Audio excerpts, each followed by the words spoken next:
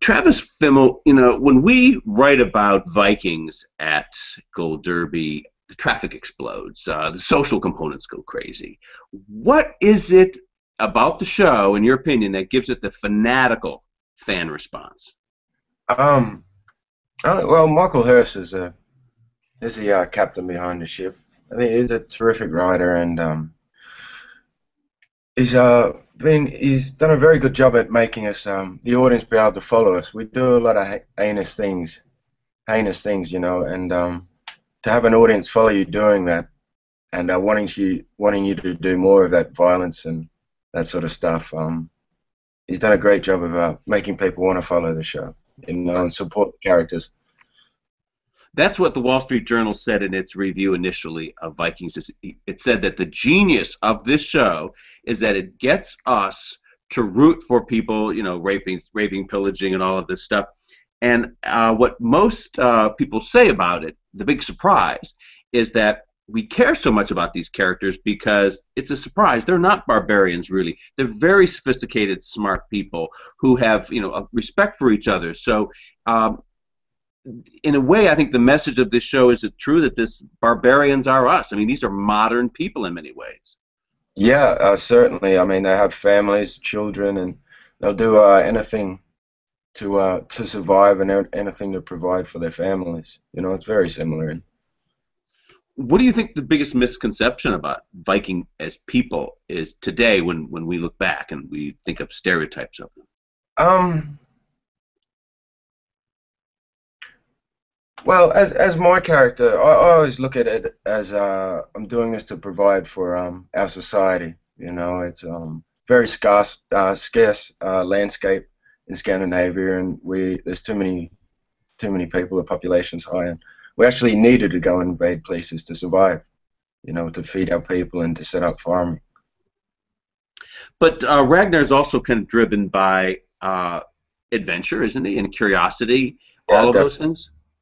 Yeah, definitely. The first season, he was definitely very curious and wanted the adventures, and then season 2, he got caught up in a lot of conflicts at home with his family, his wife, and his brothers, and that stuff. But I think season 3 will certainly get back to the adventuring, what he wants to do most, you know.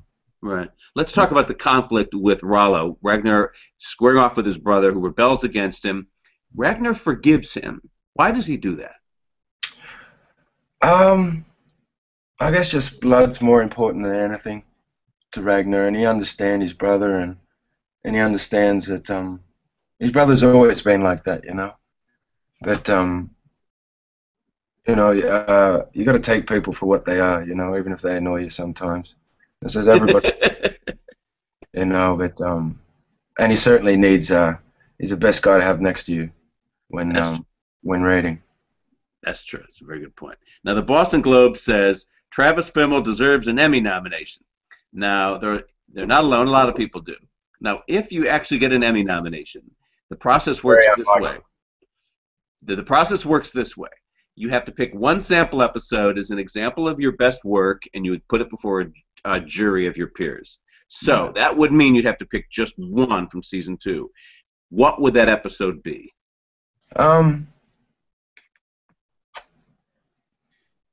I hate answering that question, but I think the best 2 episodes of the show are the pilot and number 7. Okay, yeah, I asked your co-stars, by the way, the night at the TV Academy, and they had said the finale. They said you don't get much dialogue, but they think that we see most of your character there. Oh, really? Yeah. Yeah, I don't know. I didn't watch the finale fully, but well, script-wise, I think Michael, because of the Blood Eagle and that, I think episode 7. Yeah, or the first episode would be mine. You know. Yeah, there's a lot of emotional showboating going on in that first one. Now, this role is very, very demanding physically. I was surprised when I was talking to your colleagues about things like you have stump camps, that there are, you know, rowing classes in effect. I mean, talk about the physical. Yeah, somebody brought that up to me. I must have been away for this rowing camp, and I think they dramatize it a bit. No, we have terrific people that work over there, the stunt coordinators and choreographers. They make it very easy. It looks a lot harder than what it is. You know, we're just little kids having fun when it comes to the fight stuff. The hardest thing is to because you're concentrating so much on your next move or whatever, to have emotion while you're fighting and give yourself a good reason while you're fighting. You know. Oh, that's interesting. Yeah, that's what I always. It's a challenge always, you know, to have something. As soon as you stab somebody, then to actually not look like you're thinking about the next move. Right, right, right. You know, and How, all the emotion behind why you're killing every person.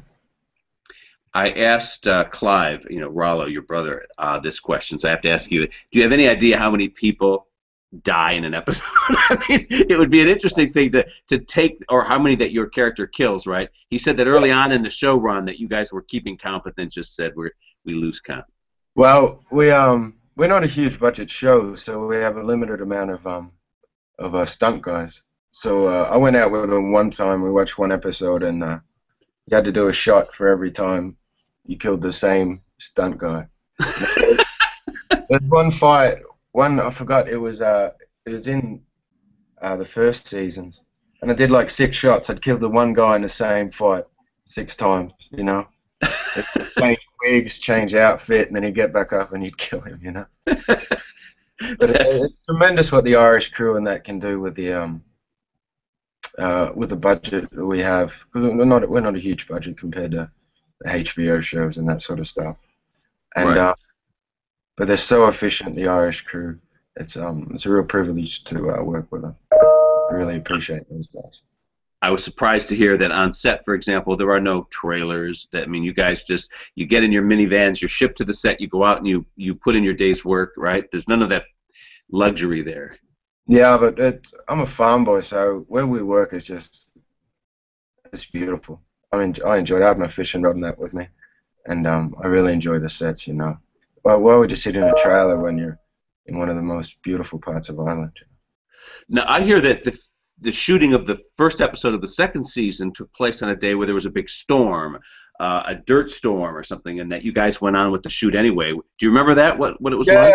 Yeah, yeah, that was real. Yeah, it was the first scene. I'm not sure when we shot it, but it was one of the hottest days Ireland's had in 30 years or something, 2 days, and it was in an old quarry, and yeah, a couple of boys went down with heat stroke. The Irish boys weren't used to the heat, but I'm an Aussie, so I enjoyed it. But yeah, the dust. It was in a quarry, and the dust blew up, and everybody's.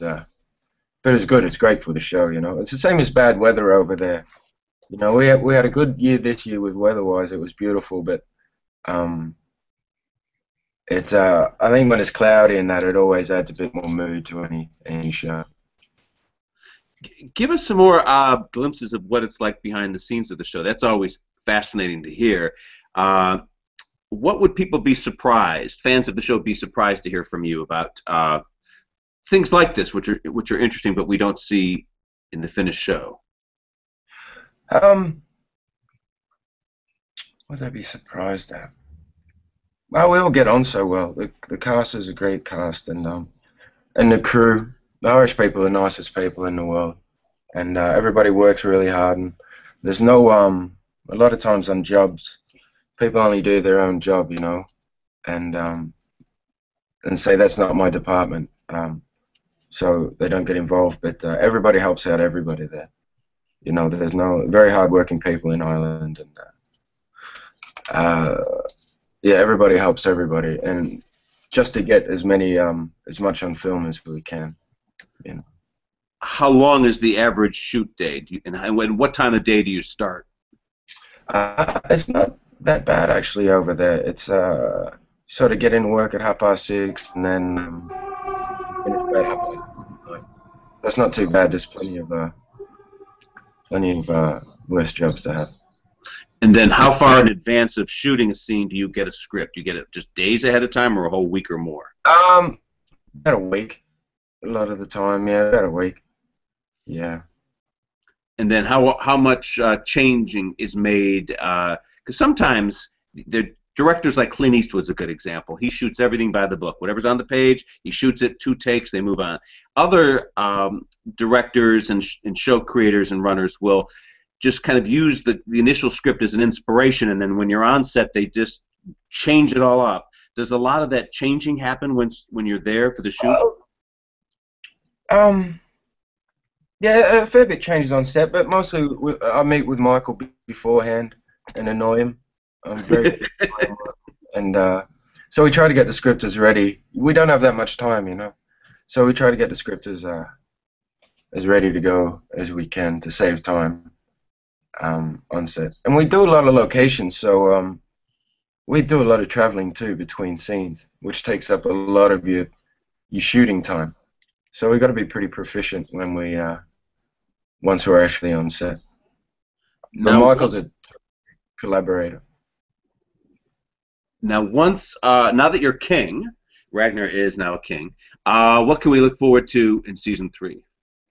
Well, I think he's going to get back to his adventurous ways and exploring. And Michael's said that we're going to go to Paris, and he gave me an outline of some stuff, and I'm really excited about some of his ideas and the methods that Ragnar uses to win battles. You know, he's really creative this year. There is a question from a poster named MCLS number 9 who says, "When will becoming king change Ragnar for the better or for the worse? Since power often does change people." No, really don't think it will. The only thing with power, there's such negativity with power, you know. Maybe jealousy, or it sort of brings out the worst in other people, I feel.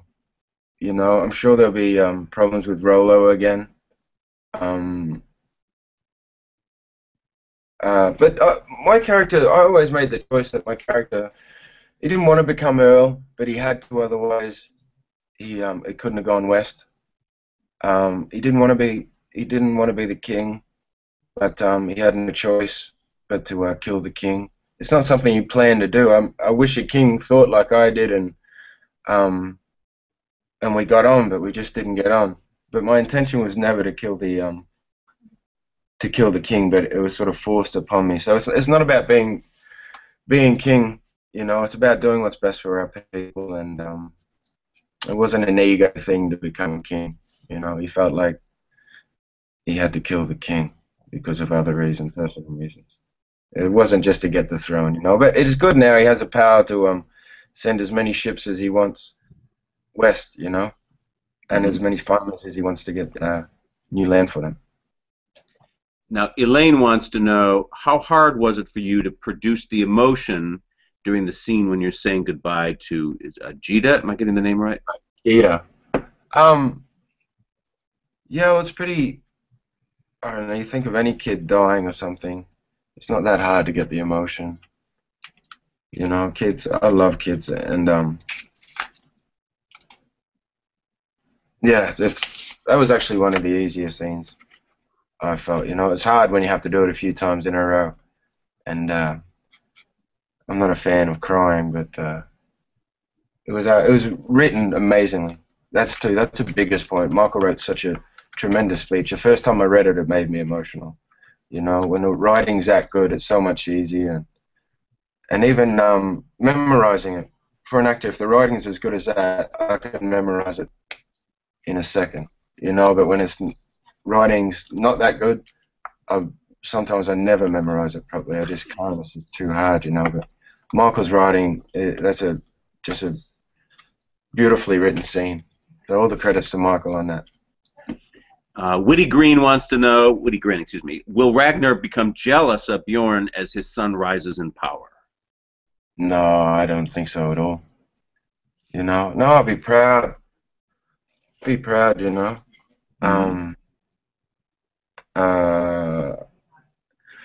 Every father, I guess, wants their kid to be like him. You know, if my kid, he does in history go on to do tremendous things, and I think I'll just be very proud of him. You know, but I'll always have issues and have an opinion how he's doing it, or the way he went about doing it, you know, and I'll try to help him do it too. Mia wants to know, what are you all doing in between filming scenes? Um, I eat most of the time. It's free food, so I try to get. I do a bit of fishing when we're on the lakes. And then I'm always studying on set as well, trying to learn the lines and work on it. And because it's such a frenetic sort of pace, you start working on the next episode as well. Do you know how long Michael Hurst is going to keep your character around? Because, as I understand, the Viking story is going to tell the whole story. It's going to take you right up to the era of Leif Erikson and all of that. But is it mapped out yet? How long your family and your characters will be in the picture? I'm not exactly sure what his plan is. Originally, I was meant to die in the first season. Really? Wow. Yeah, and then they might have tricked me when I signed a contract there. Might have been a business decision. They said that to me, but yeah, originally I was meant to die, but my sons go on to do great things, better things than Ragnar ever did. You know, Bjorn goes on to do great things, geez, I can't remember my other son's name. Ivan the Boneless. He goes on to do tremendous things, you know, and he's a bit more savage than all of us. He's got a great story. He was carried in a battle on chairs and that sort of stuff because he couldn't walk properly. Mm. So, I think there's some great stories that can be told when he grows up. So I think Michael will eventually get to that, and we'll get to America and everything. So the show can go for a long time. Right. Well, good luck to you. Thanks for entertaining us so effectively the first 2 seasons. We look forward to the 3rd season, Travis. Thank you very much, and thanks for watching the show. Okay, you bet. Bye-bye.